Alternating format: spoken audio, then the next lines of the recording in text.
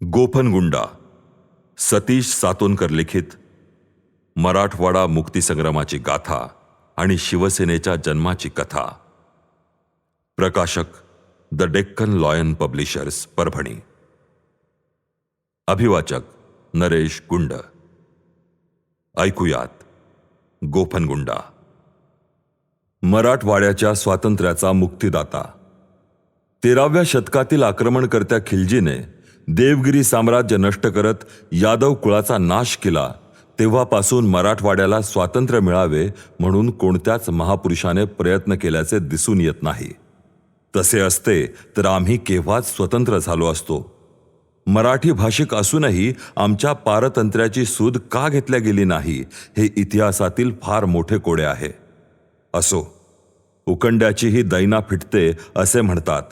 तसेच 780 वर्षानंतर मराठवाड्याच्या कपाळावरचा हा निजामशाही नावाचा कलंक 17 सप्टेंबर 1948 साली पुसला गेला. स्वामी रामानंद तीर्थ आणि त्यांचे सहकारी, आर्य समाज व ज्ञात अज्ञात हजारो हुतात्म्यांनी आपल्या प्राणाची आहुती 780 वर्षात कित्येकदा दिली असेल. गुलामगिरीमध्ये गुलामांचा खरा इतिहास मालक कधीच लिहित नसतात. उलट ये काफिर हिंदू कौम कयामत तक हमारी गुलाम रहेगी और परचम लहराएगा उस्मान शाही का आसमान के बुलंदियों पर, असे त्यांचे घोषवाक्यच होते. त्यामुळे निजामशाहीच्या जुलमांचा शेवटचा पाडा म्हणजे रक्तपिपासू धर्मांध रझाकार होते. आणि इतिहासालाच दया आली असावी म्हणून थोर स्वातंत्र्य सेनानी रामानंद तीर्थ यांचा जन्म मराठवाड्याच्या भूमीत झाला आणि हैदराबाद मुक्ती संग्रामाची ठिणगीचं रूपांतर कालांतराने ऑपरेशन पोलोच्या माध्यमातून तत्कालीन गृहमंत्री लोहपुरुष भारतरत्न सरदार वल्लभभाई पटेल यांनी पोलीस ॲक्शनच्या माध्यमातून हैदराबाद मुक्ती संग्राम लढायला प्रचंड मोठे बळ दिले आणि त्या बळानेच निजाम गुपचूप शरण आला आणि भारतामध्ये सामील होण्यासाठी तयार झाला. यासाठी आम्ही मूळ मराठवाडाकार लोहपुरुष सरदार वल्लभभाई पटेलांचे सदैव ऋणी राहोत. हैदराबाद मुक्ती संग्रामाची वज्रमूठ बांधून निजामाच्या जोखंडातून आम्हा मराठवाडाकरांना मुक्तता मिळवून दिल्याबद्दल मराठवाड्याचे मुक्तिदाते स्वामी रामानंद तीर्थ यांना दंडवत घालून कृतार्थता व्यक्त करतो.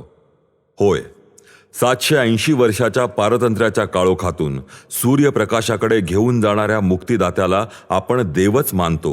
म्हणून त्या अर्थाने स्वामी रामानंद तीर्थ हे आमच्या मुक्तीचा देव आहेत. ज्ञात अज्ञात लाखो माता भगिनींनी या लढ्याला बळ दिले, खूप सोसले, भोगले, त्यागले. त्या सर्व महान आत्म्यांना मनपूर्वक श्रद्धांजली. धनुष्यबाण निवडणूक चिन्ह आणि राजकीय पक्ष म्हणून निवडणूक आयोगाकडून मान्यता मिळवून देणारी पहिली लोकसभा निवडणूक व शिवसेनेचा उमेदवार. प्रचाराच्या धामधुमीमध्ये लढाई हातघाईवर आली. मिरवणुका, ग्रामसभा, शाखानिहाय सभा, चोहीकडे अतिमर्यादित साधनांनिशी तुटपुंजा, अर्थहीन, नियोजन शून्य उमेदवाराचे वागणे कायमचेच. हिंदू हृदय सम्राट शिवसेना प्रमुख बाळासाहेब ठाकरेंची सभा स्टेडियम ग्राउंड परभणी येथे ठरली. तेव्हा सभेसाठी लागणारा स्टेडियमचा परवाना, भाडे, विद्युत बिल यासाठी विचारणा म्हणून माननीय रावते साहेबांनी जिल्हा प्रमुख जयंत पोखरणा यांना अशोक देशमुख यांच्या बंगल्यावर पाठवले. घामाघूम शिवसैनिक, पदाधिकारी आणि माननीय रावते साहेब हे स्टेडियमवर तळ ठोकून नियोजन करत होते. अशोक देशमुख साहेब अशा वेळेस निवांत दिवसाच झोपलेले पाहून जिल्हा प्रमुख पोखरणा अवाक झाले. कार्यकर्त्यांना त्यांनी उमेदवार अशोकरावांना उठवायला सांगितले. आम्ही अशोकरावांना साहेब उठा असे म्हणत जागे केले.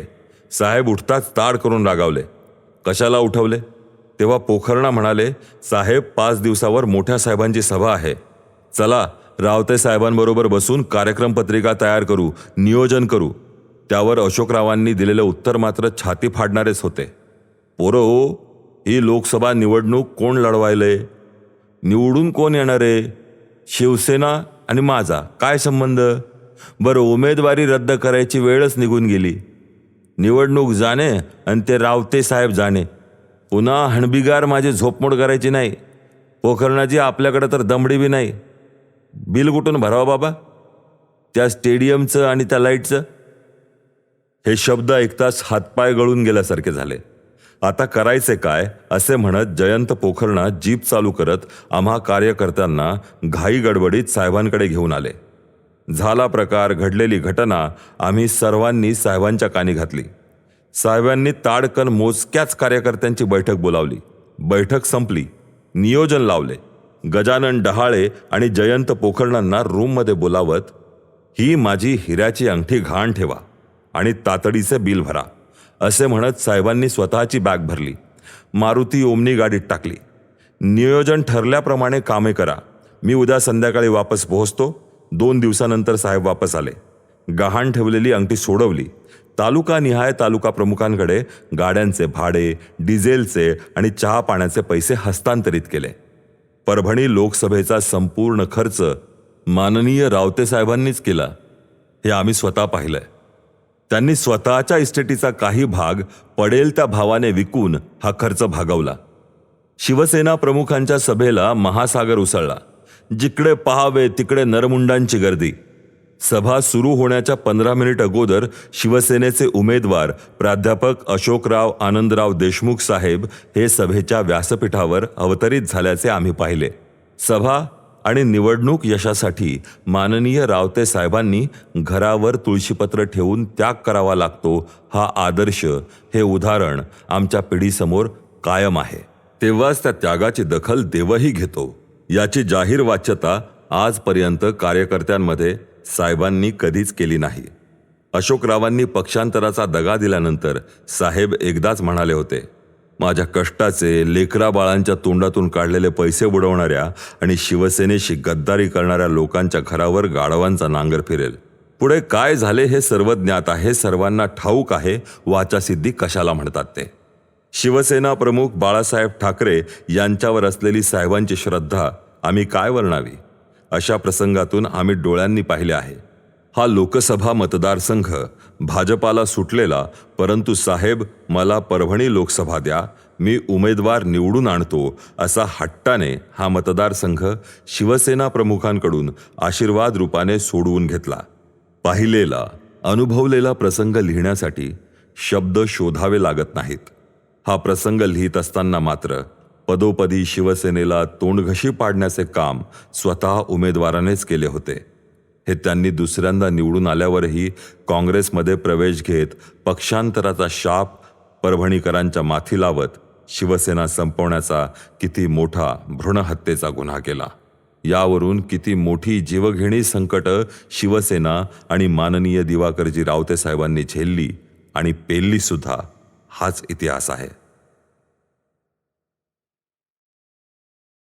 आत्ता आपण ऐकलत सतीश सातोनकर लिखित द डेक्कन लॉयन पब्लिशर्स प्रकाशित गोफनगुंडा, नरेश गुंड यांच्या आवाजात.